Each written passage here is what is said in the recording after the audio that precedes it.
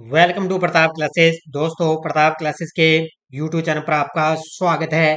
तो आज आपको पता है 1 फरवरी 2024 को हमारी वित्त मंत्री हैं निर्मला सीतारमण जी, और इनके द्वारा अंतरिम बजट ये पेश किया जा चुका है।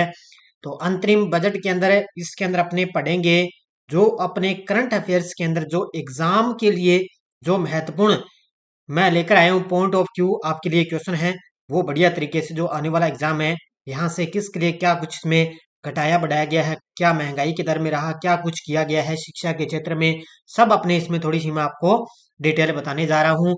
ये केंद्रीय बजट है 2024-25 का, और इसके अंदर करंट अफेयर्स का जो फैक्ट है वो अपने इस पर फोकस रखेंगे। तो ये हमारी वित्त मंत्री हैं निर्मला सीतारमण जी, और इनके द्वारा और अब की बार इन्होंने लगातार छठी बार ये बजट पेश किया है। तो बड़ा नाम इन्होंने अपनी किताब में दर्ज करवाया। आज 1 फरवरी 2024 को इन्होंने बजट पेश किया है। जो मुख्य मुख्य लाइनें हैं वो मैं आपको बताऊंगा इसके अंदर है, और इसकी जो पीडीएफ है ना वो आपको कल टेलीग्राम पर मिल जाएगी। वीडियो के डिस्क्रिप्शन में टेलीग्राम लिंक ज्वाइन कर लेना।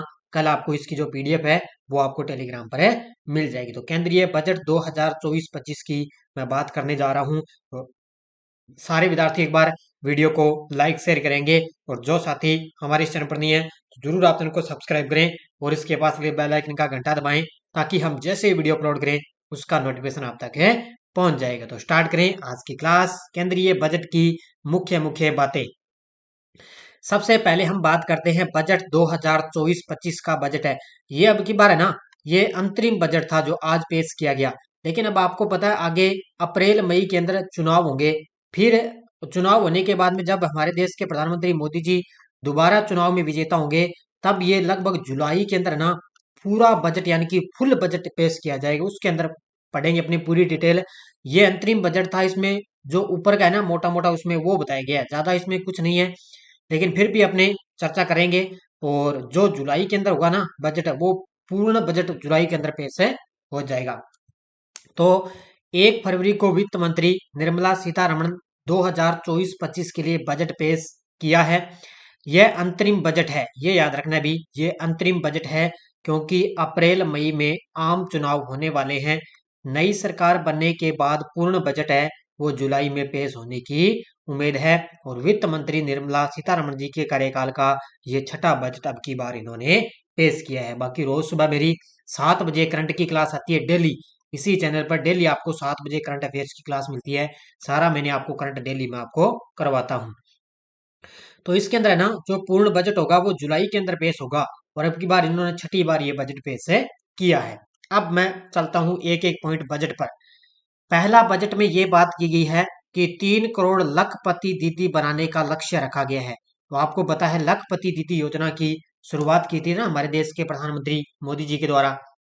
ये योजना है ना जो अलग अलग राज्यों के द्वारा ये स्टार्ट है की जा चुकी है। तो इसमें लक्ष्य रखा है भी 3 करोड़ लखपति दीदी बनाने का लक्ष्य रखा। वित्त मंत्री ने कहा कि मत्स्य संपदा योजना से 55 लाख को नया रोजगार मिला, और 5 इंटीग्रेटेड एक्वा पार्क स्थापित किए जाएंगे, और करीब 1 करोड़ महिलाएं लखपति दीदी बनी, और अब 3 करोड़ लखपति दीदी बनाने का लक्ष्य है रखा है। अब तीन चीजें आगे साथ में, एक तो आ चुकी है मत्स्य संपदा योजना से क्या है 55 लाख को नया रोजगार मिलेगा। इसके अलावा 5 इंटीग्रेटेड एक्वा पार्क स्थापित किए जाएंगे, और पहले तो 1 करोड़ महिलाएं लखपति दीदी बनी, अब इन्होंने 3 करोड़ लखपति दीदी बनाने का लक्ष्य है रखा है। तो ये महत्वपूर्ण है भी, अब आगे 3 करोड़ महिलाएं उनको लखपति दीदी बनाने का लक्ष्य है रखा गया। तो एक पॉइंट तो ये हो गया। अब आगे दूसरी बात, 4 करोड़ किसानों को पीएम फसल बीमा योजना का लाभ दिया जाता है। पीएम किसान योजना से 11.8 करोड़ लोगों को आर्थिक मदद मिली है। जो पीएम किसान जो फसल बीमा योजना है, फसलों के ऊपर जिनको बीमा मिलता है, आपको पता है 4 करोड़ किसानों को इसका लाभ मिला है, और इसके अंदर 11.8 करोड़ लोगों को आर्थिक मदद भी मिली है। ये पॉइंट याद होगा। आगे 3,000 नए आईटीआई खोले गए हैं, और 54 लाख युवाओं को प्रशिक्षित किया गया, और एशियाई खेलों में भारत के युवाओं को कामयाबी मिली है। अब इसका मतलब ये है भी 3,000 तो नए आईटी खोले गए, इसका मतलब ये है भी यहाँ पर जो 54 लाख युवा है ना वो यहाँ पर है, उनको प्रशिक्षित यहाँ पर ट्रेनिंग दी जाएगी, और ये एशियाई खेलों में भारत के युवाओं को यहाँ पर कामयाबी मिलेगी। तो ये 3000 नए आईआईटी खोले जाएंगे, आईटीआई है खोले जाएंगे। अब आगे देखो, 3 तलाक को गैर कानूनी घोषित किया गया। इसमें महिलाओं को संसद में आरक्षण देने के लिए कानून लेकर आए हैं। अब ये बात ये आपको पता है, 3 तलाक वाला जो कानून था वो रद्द कर दिया, इसको गैर कानूनी घोषित कर दिया। और जो महिलाएं ना अब संसद के अंदर आरक्षण देने के लिए वो कानून लेकर आ सकती है। और वैसे भी आपको पता है, आगामी महिलाओं को 33% है ना वो आरक्षण दिया जा चुका है। वो 2026 से माना जा रहा है भी लागू होगा, अभी तो लागू नहीं है, लेकिन आगे 33% वाला आरक्षण लागू होगा। तो इसमें क्या, महिलाओं को संसद में आरक्षण देने के लिए कानून लेकर आए। इसके अलावा पीएम मुद्रा योजना के तहत 22.5 लाख करोड़ रुपए मूल्य के 43 करोड़ लोन मंजूर किए गए और महिला उद्यमियों को 30 करोड़ मुद्रा योजना ऋण दिए गए। इसमें 11.8 करोड़ किसानों को वित्तीय सहायता भी दी गई। अब 3 चीजें आ गई इसमें देखो, एक तो है पीएम मुद्रा मुद्रा योजना। इसके तहत क्या होगा, अभी 22.5 लाख करोड़ मूल्य के 43 करोड़ लोन मंजूर कर दिए गए और वहां पर महिला उद्यमियों को 30 करोड़ मुद्रा योजना ऋण भी दिया गया है। तो ये अलग अलग इनको ऋण मिलते हैं, इनसे क्या है, महिला वगैरह इनको बहुत ज्यादा फायदा मिलता है इसमें।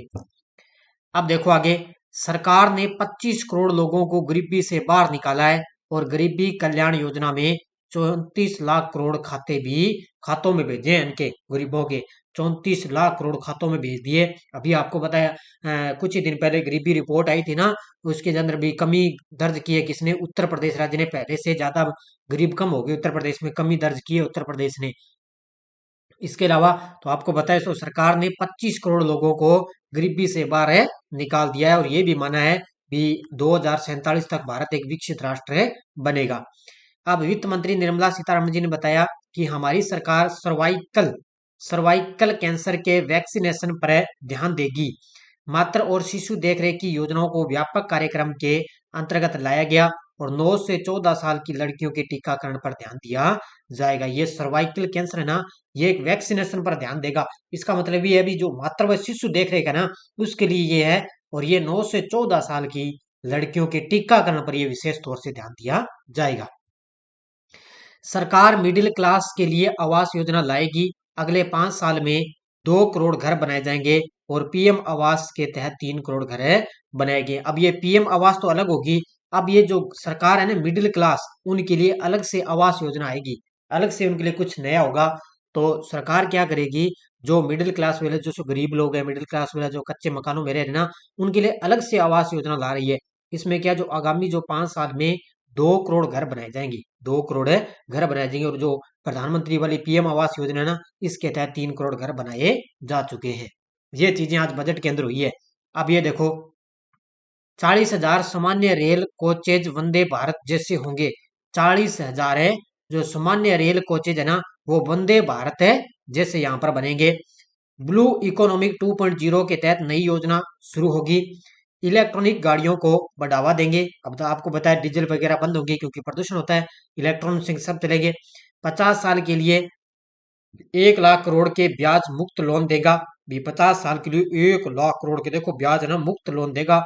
और लक्षद्वीप के इंफ्रास्ट्रक्चर को बढ़ावा भी देंगे और 40,000 सामान्य रेल कोच है वंदे भारत जैसे कोच में बदलेंगे। यानी कि 40,000 जो सामान्य रेल कोच है ना, उनको क्या है, वो वंदे भारत में बदलेंगे। उनको वंदे भारत जैसा जो ट्रेनें चल रही ना, उसके अंदर ऐसा डिजाइन है बनाएंगे। अब यहाँ पे आज टैक्स स्लैब में कोई बदलाव नहीं किया, वो पहले वाला ही है टैक्स स्लैब में। यहाँ पे डायरेक्टर या इनडायरेक्टर जैसे टैक्स स्लैब में कोई बदलाव नहीं किया गया। और जो रक्षा खर्च है, जो अपने सैन्य वगैरह रक्षा है ना, आर्मी इंडियन नेवी सब है, वो उसके अंदर 11.1% की बढ़ोतरी हुई है और अब यह जीडीपी का 3.4% है होगा। तो रक्षा खर्च में आपको बताया ज्यादातर बढ़ोतरी की है, ठीक है, क्योंकि उन तो आपको पता है रक्षा खर्च में अपनी जरूरी है। आशा बहनों को भी आयुष्मान योजना का लाभ दिया जाएगा। आयुष्मान आशा बहना कोई योजना, उसको भी आयुष्मान योजना का लाभ है मिलेगा। वित्त मंत्री निर्मला सीतारमण ने बताया कि 10 साल में इनकम टैक्स कलेक्शन है 3 गुना बढ़ गया है।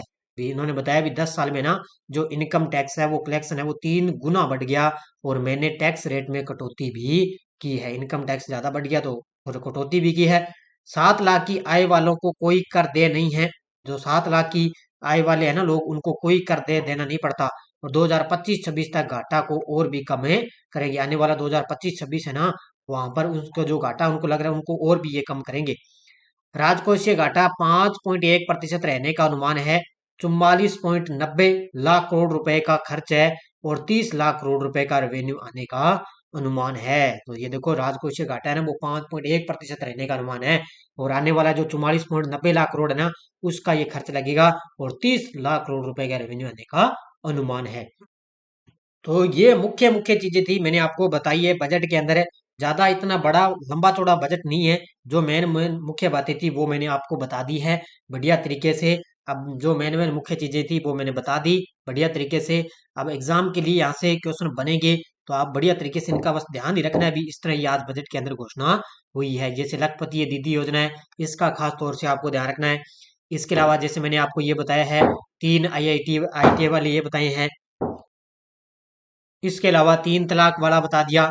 और इसके अलावा मैं आपको बता देता हूँ, ठीक है, अभी गरीब कल्याण भी गरीबों को बाहर निकाला है। बस ये जो मेन मेन मुख्य चीजें वो मैंने आपको बता दी है। बस बढ़िया तरीके से जो आज बजट की मुख्य बातें थी वो मैंने बता दी। बाकी जब चुनावों के बाद में जब मोदी जी फिर अपने देश के प्रधानमंत्री बनेंगे ना, तब वो जुलाई के अंदर पूर्ण बजट पेश होगा। पूरा बजट पेश होगा, पूरा बजट का ब्यौरा आएगा। तब अपने उस वक्त और चर्चा करेंगे। तो ये आज की बजट की जो मुख्य मुख्य बातें थी वो मैंने आपको करवा दी। बाकी रोज सुबह आपको 7 बजे करंट की क्लास मिलती है। इसके अलावा अपनी वार्षिक ऐप के अंदर करंट अफेयर्स की टेस्ट सीरीज भी मिल रही है आपको। Daily test, weekly test, monthly test भी मिलता है। इसके अलावा फर्स्ट ग्रेड स्कूल व्याख्याता की टेस्ट सीरीज और इंडियन पॉलिटी की टेस्ट सीरीज भी चल रही है। जनरल साइंस की टेस्ट सीरीज है, एनसीईआरटी बुक की टेस्ट सीरीज है। बढ़िया तरीके से आपको लगातार टेस्ट सीरीज दी जा रही है। आज ये बजट का पूरा ब्यौरा था, थोड़ा थोड़ा मैंने आपको करवा दिया। बढ़िया तरीके से इसका 1-2 बार क्लास देखोगे तो आपका बढ़िया तरीके से अध्ययन हो जाएगा। तो धन्यवाद। जय हिंद, जय भारत।